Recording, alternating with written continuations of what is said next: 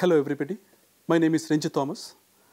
I am working as an assistant professor of law at National Law University, Jodhpur. Today I am discussing about the module Judicial Approach in relation to Dowry Prohibition laws in India. As a prerequisite, a general understanding of substantive and procedural law relating to dowry prohibition is needed for this module. And the objective is to understand the legal implications of the term dowry. Second, to understand the substantive and procedural elements of the law relating to dowry prohibition in India.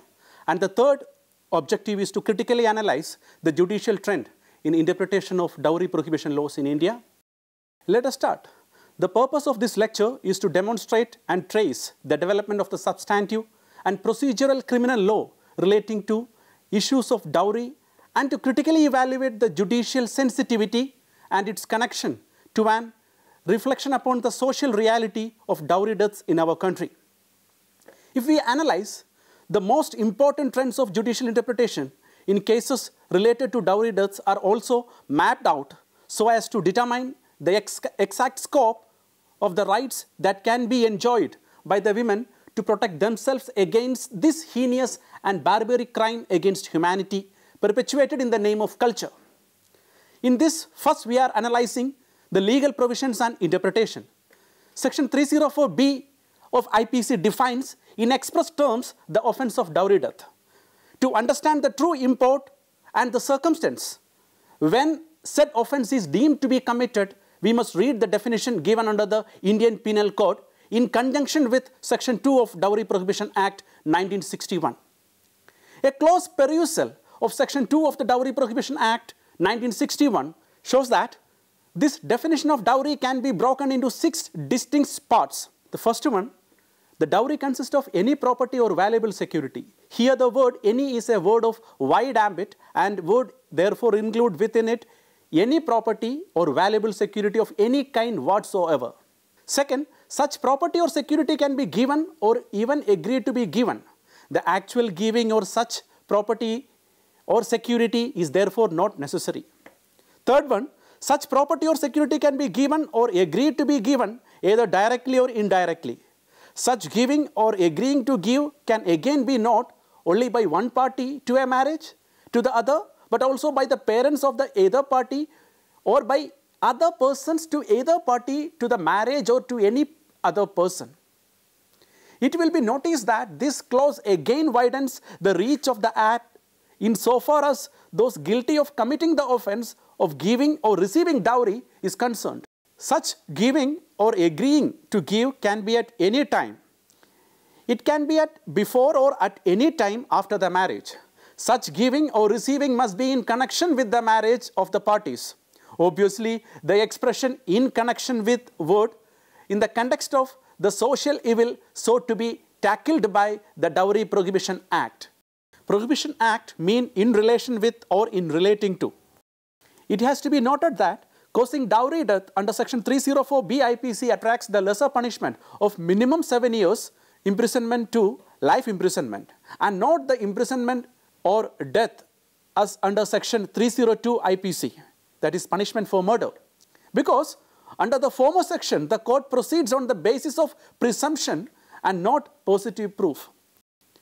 However, if there existed a positive proof that the husband or his relative killed the woman, the husband or relative would be liable for murder and not merely dowry death under Section 304B.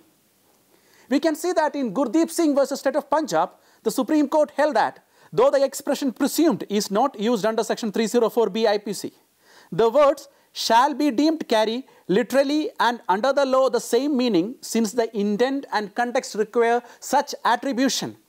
And it is a mandatory presumption or in other words of shall presume variety.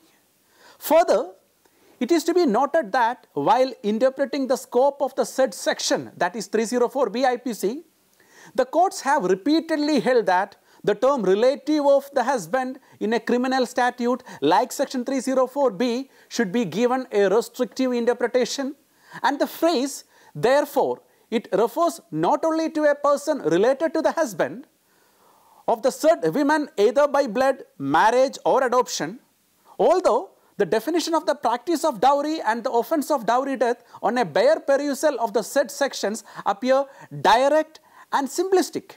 To understand, even the Supreme Court of India has faced several difficulties in determining what demands and exchanges exactly fall within the purview of the term dowry as legally defined. Under the Dowry Prohibition Act, and as to what is the time frame within which the cruelty or harassment to which a married woman is subjected to relation to dowry so as to be called as being committed in court soon before her death, the difficulties in the interpretation of these two phrases occurs mainly because it is both logically and legally impossible to provide an exhaustive list of the circumstances, situations, acts or events that shall always be deemed to be covered by the use of the said two phrases. By their very nature, their scope is to be determined on the basis of the facts and circumstance of each case that comes up for the adjudication before the courts. In an extremely intriguing case of Appa Sahib versus State of Maharashtra, the Honorable Supreme Court construed the definition of dowry strictly as it forms part of Section 304B, which is in turn a part of a penal statute. The court held that a demand for money for defraying the expenses of manure made to a young wife who in turn made the same demand to her father would be outside the definition of dowry. The court here observed as under a demand for money on account of some financial stringency or for meeting some urgent domestic expenses or for purchasing manure cannot be termed as a demand for dowry as the said word is normally understood. Evidence adduced by the prosecution does not therefore show that any demand for dowry as defined in Section 2 of the Dowry Prohibition Act was made by the appellants, as what was allegedly asked for was some money for meeting domestic expenses and for purchasing manure.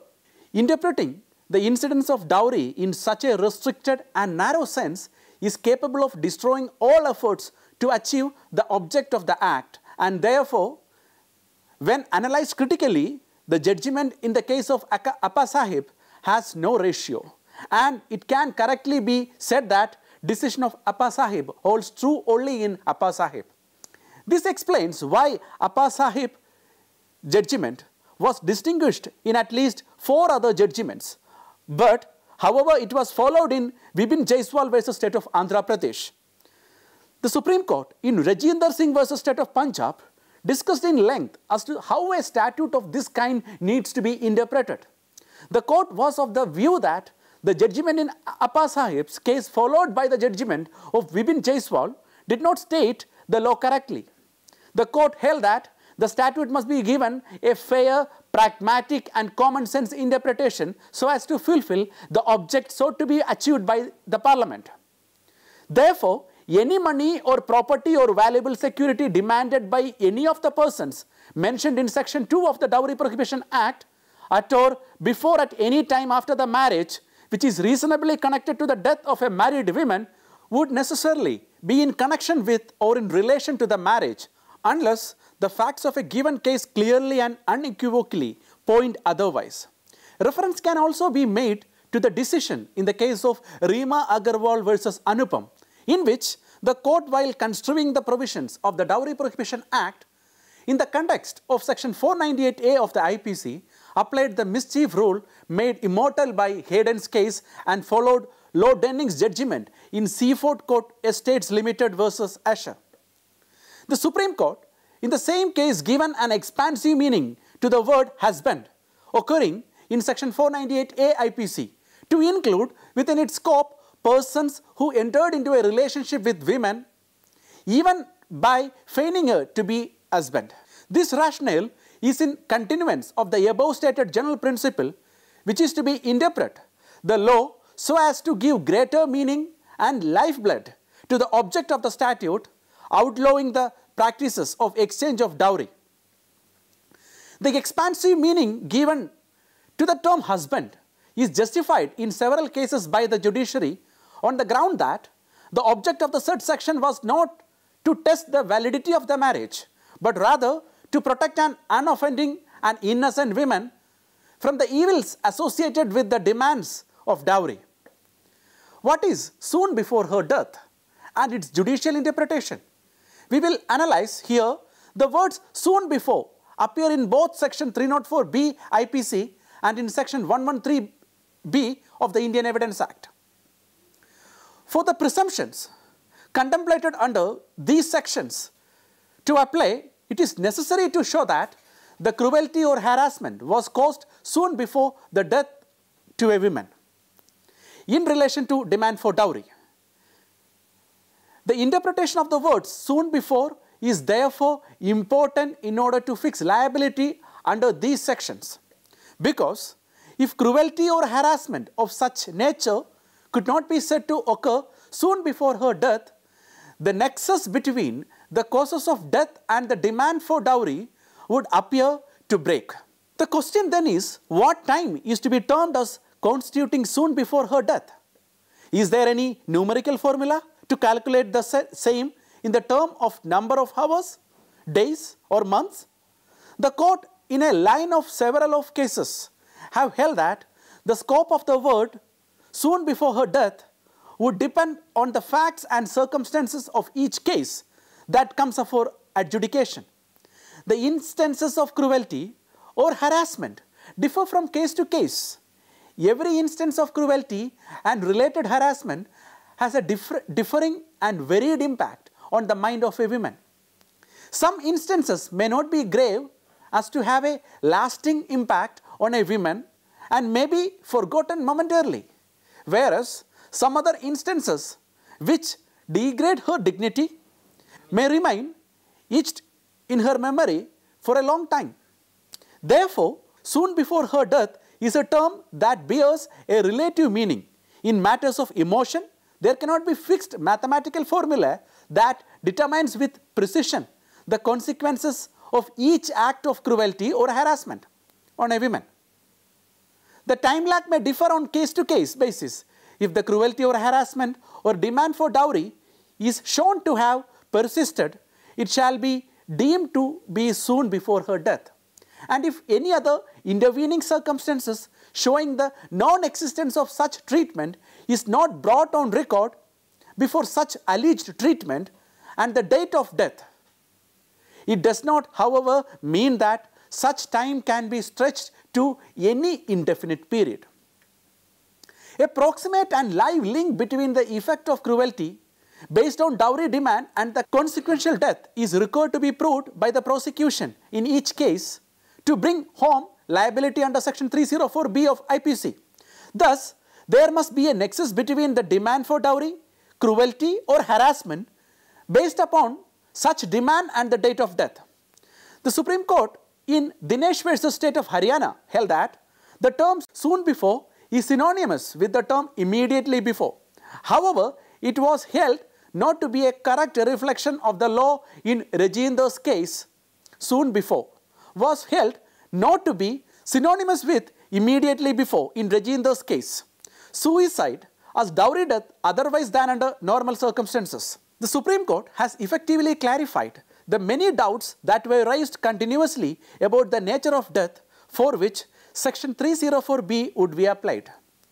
A landmark decision was given in Public Prosecutor Andhra Pradesh High Court versus T. Punaya, where suicide, though committed by the victim herself, was considered to fall under dowry death as envisaged by section 304B of IPC, provided the other ingredients of the section were fulfilled.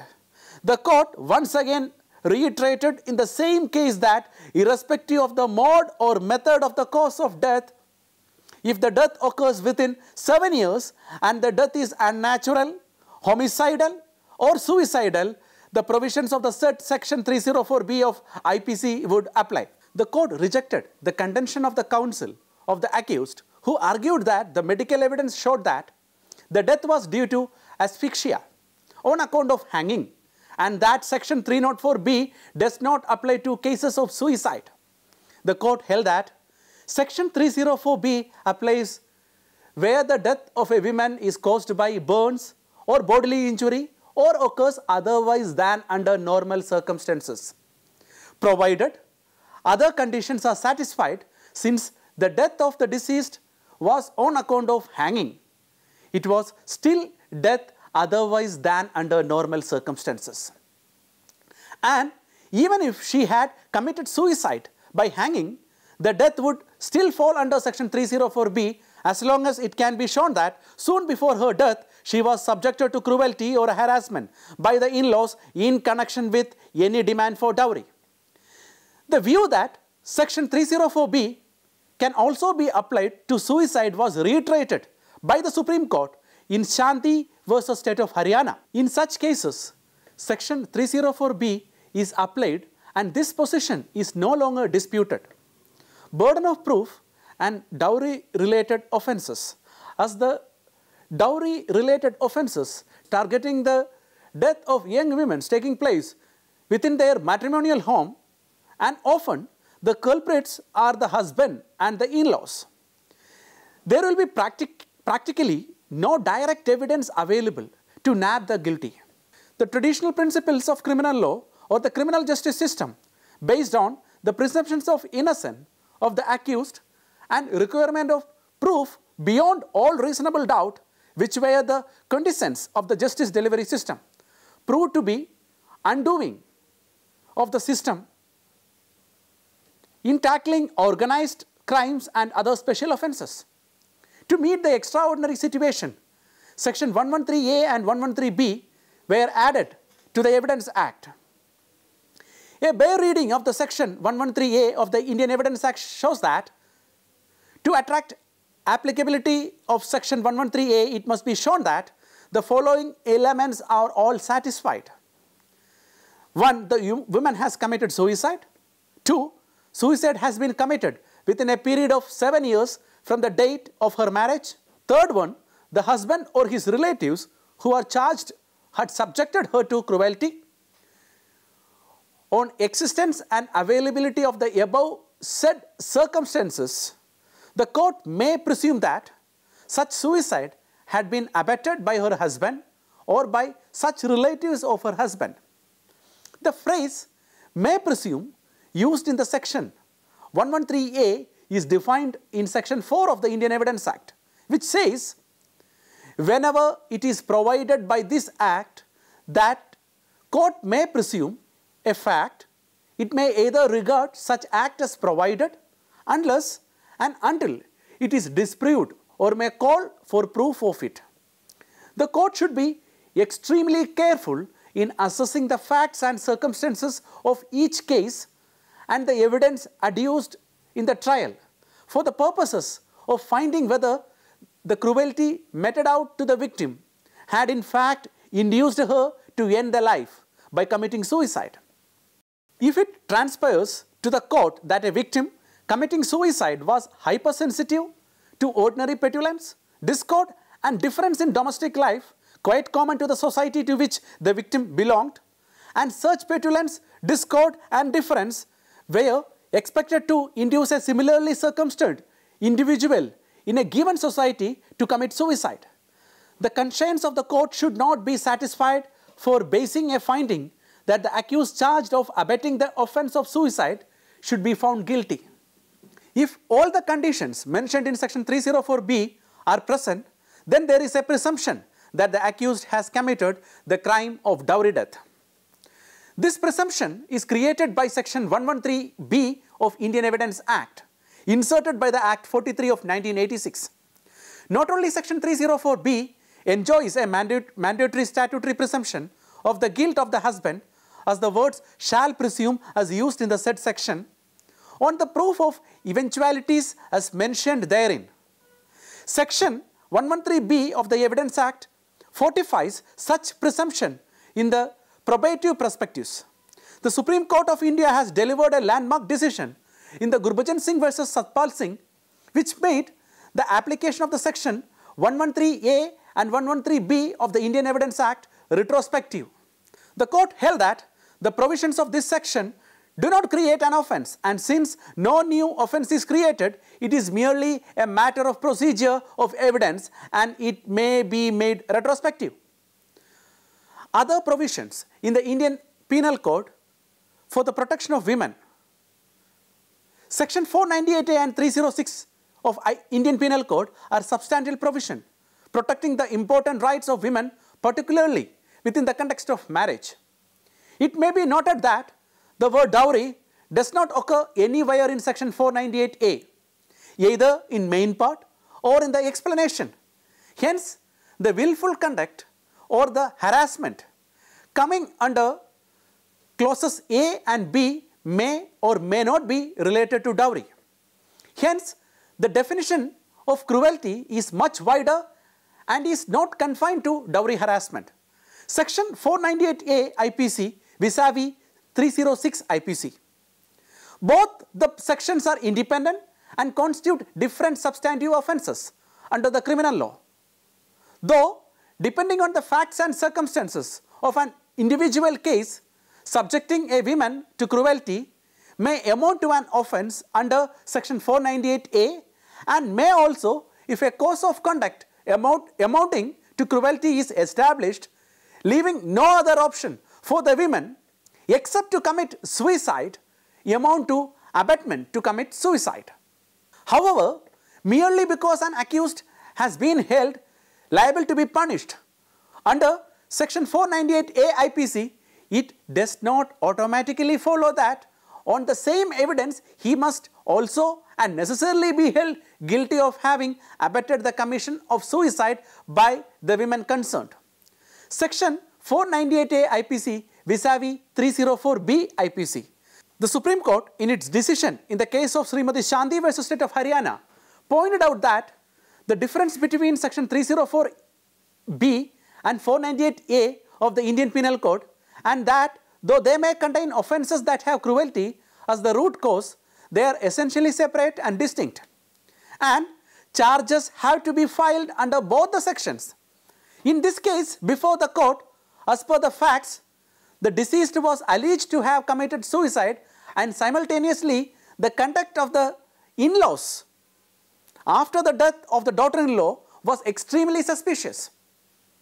They hastily cremated her even without informing her parents, and in the absence of material which could indicate a case of natural death, the High Court convicted the accused under section 304B and dismissed the charge of section 498A. The accused came to the Honorable Supreme Court of India and contended that the very fact that High Court acquitted them under section 498A means that there was no proof of cruelty. The Supreme Court held that cruelty is a common condition in both the sections, and it had to be proved as an element for constituting an offence under each of them. In section 498A, the meaning and import of the term cruelty is explained, but no such explanation is given in sections 304B.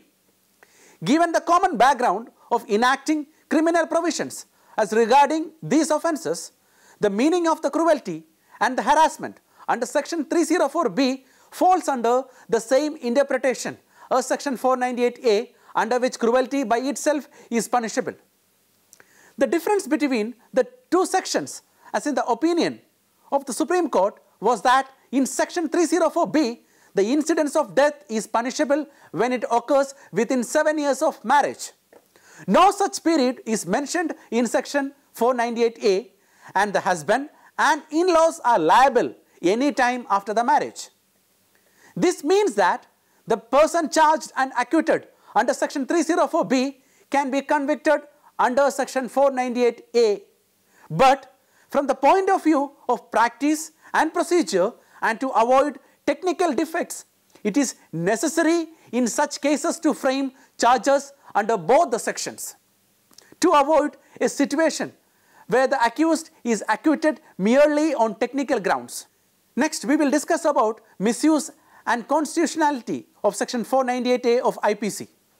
The constitutionality of section 498A is often challenged due to its widespread misuse. However, the courts have time and again dismissed such claims and held that the provision is valid. In the case of Sushil Kumar Sharma versus Union of India, the Honorable Supreme Court dismissed the claim of husband who alleged that this section is quite often misused by women and hence unconstitutional. The court opined that mere possibility of misuse did not render a provision invalid. In the above judgment, though the Honorable Supreme Court has upheld the constitutionality of section 498A, the court recognized the fact that this provision of Indian Penal Code could well be misused. In Inder Raj versus Sunitha, validity of section 498A was challenged on the grounds inter alia that this section provides arbitrary powers to the police and the definition of cruelty is unconstitutionally vague, and that it violated the right to equality under Article 14 of the Constitution of India. The Delhi High Court, however, upheld the provision, stating that the word cruelty is well defined in the law and its interpretation would therefore not be arbitrary. Also, in the case of Krishan Lal versus Union of India, the High Court of Punjab and Haryana held that section 498A did not violate Article 14 of the Constitution. The court held that Article 14 requires that all persons similarly situated be treated equally. However, the government may differentiate among people based on reasonable classifications. The court further held that the classification of a husband and his relatives for the purpose of imposing criminal punishment is reasonable, especially when the alleged violence takes place within the marital home where it is difficult to gather evidence. In the case of Verulu versus the state, the court demanded a stop to the unhealthy trend of false complaints that had been resulting in unnecessary misery to the husband and his relatives.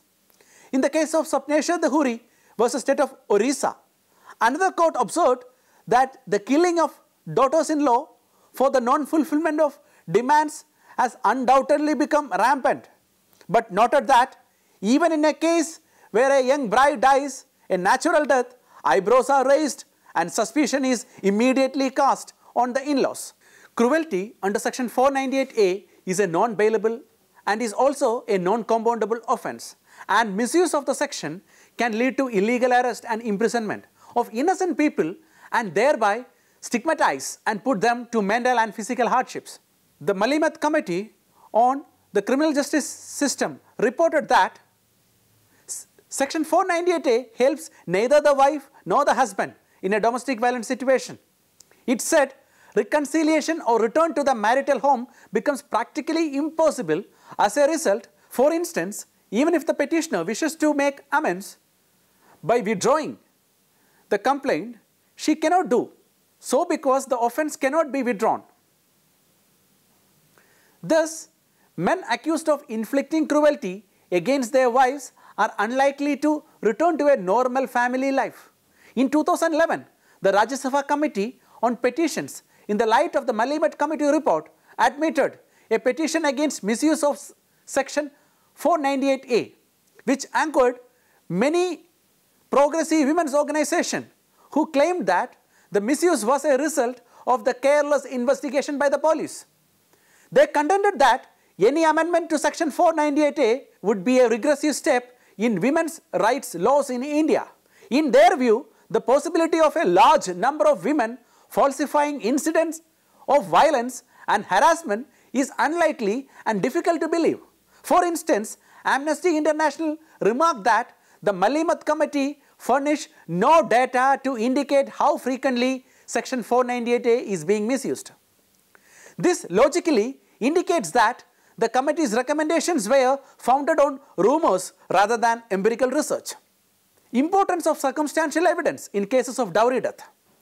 Several observations have been made by the Supreme Court of India on the appreciation of evidence and the correct judicial attitude that should be adopted when dealing with and deciding cases pertaining to dowry death, given the circumstances that surround the commission of the said crime. In Prakash versus State of Punjab, the court noted that it was the court's duty in cases of death because of torture and demand for dowry to examine the circumstances of each case and evidence produced by both parties for the purpose of investigating how the death in question took place. While judging the evidence and the circumstances of the case, the court has to be conscious of the fact that death connected with dowry take place inside the house where the husband's family are the only witnesses present. Therefore, the finding of guilt on the charges of murder has to be recorded on the basis of circumstances of each cases and the evidence produced before the court. The Supreme Court also observed that the legislative intent behind the incorporation of Section 113A in the Evidence Act and Section 304B in the Indian Penal Code were to be strengthened prosecution for a crime in which witnesses are not generally available because the crime is committed within the privacy of the home. Inherent in Section 113B is a powerful presumption whereby the court presumes the accused to have committed the offence of dowry death. If the prosecution can successfully show the existence of all the conditions required under Section 304B, accordingly, in Hemchand versus State of Haryana, the judge observed that a complete and holistic reading of Section 304B would show that when a question arises whether a person has committed the offence of dowry death, what is necessary to be shown is that soon before her unnatural death, which took place within 7 years of marriage, the deceased had been subjected to cruelty or harassment for or in connection with demand for dowry. At this stage, the presumption under Section 113B is applied, and thereafter the burden of proof shifts on the accused to prove his innocence as regard to the said offence. Therefore, irrespective of the fact whether the accused has any direct connection with the death or not, he shall be presumed to have committed the dowry death. In the above case, the prosecution proved unnatural death without direct evidence connecting the accused with the actual death. Nevertheless, the court convicted him but decided that the absence of direct evidence was a mitigating factor in his favour and thereby ordered a reduced term of sentence. Judicial trend relating to dying declaration in dowry death cases. Dying declaration or a statement is made by a person who after making the statement dies. Such a statement is an exception to the general rule that hearsay evidence is not admissible evidence unless such evidence is tested by cross-examination. Under Section 32 of the Indian Evidence Act, when a statement is made by a person as to the cause of his death or as to any of the circumstances of the transaction which resulted in his death, in case wherein the cause of the death of that person comes into question, such a statement, oral or in writing, made by the deceased to the witnesses is a relevant fact and is admissible in evidence. Such a statement made by the deceased person is called the dying declaration and falls in that category provided it has been made by the deceased while in a fit mental condition. A dying declaration made by the person on the verge of death has a special sanctity to it, as at that moment a person is considered most and highly unlikely to make an untrue statement. Therefore, a dying declaration has a sacrosanct status as it is verbal testimony given by the deceased victim. Once the statement of the deceased victim and the evidence of the witnesses testifying to the same passes the test of careful scrutiny of the courts, it becomes an important piece of evidence, and if the court is satisfied that the dying declaration is true and free from any embellishments, such a dying declaration by itself can be the basis for recording a conviction, even without looking for corroboration. If there are more than one dying declarations, then the court must scrutinize all of them to find out if each one of them passes the test of being trustworthy. They must be consistent on the material particulars before the court can accept and rely upon the same. Non-verbal dying declaration. In addition to the admission of dying declarations as a form of corroborative evidence, the Supreme Court went a step further in Misala Ramakrishna versus State of Andhra Pradesh, where it said that a dowry death recorded on the basis of nods and gestures is not only admissible, but also possesses evidentiary value to the extent that the recorder could positively ensure that the victim could clearly understand the questions and responded after having developed such a sound understanding of what was being expected of him while giving the relevant replies. In a matrimonial dispute, it would be inappropriate to expect outsiders to come and depose. Quite often, the incriminating evidence is available within the four corners of the matrimonial home and hence is usually not available to anyone outside the occupants of the house. The family members and sometimes the relatives, friends and neighbors are the most natural witnesses. The veracity of the testimony is to be tested on objective parameters and not to be thrown overboard on the ground that the witnesses are related to either of the spouse. However, exception has been taken by the courts that the servants of the house should have been examined, and that amounts to suppression of the best possible evidence. If I am concluding, it can be clearly noted in many dowry-related cases, the primary reason behind dowry-related offence is inability of a woman to effectively resist her in-laws' demands and if necessary to have a marriage which causes her humiliation. In patriarchal society like that of ours, there is a culture of silence that reinforces an oppressive pressure to keep the marriages going at all cost. This effectively keeps women in abusive homes.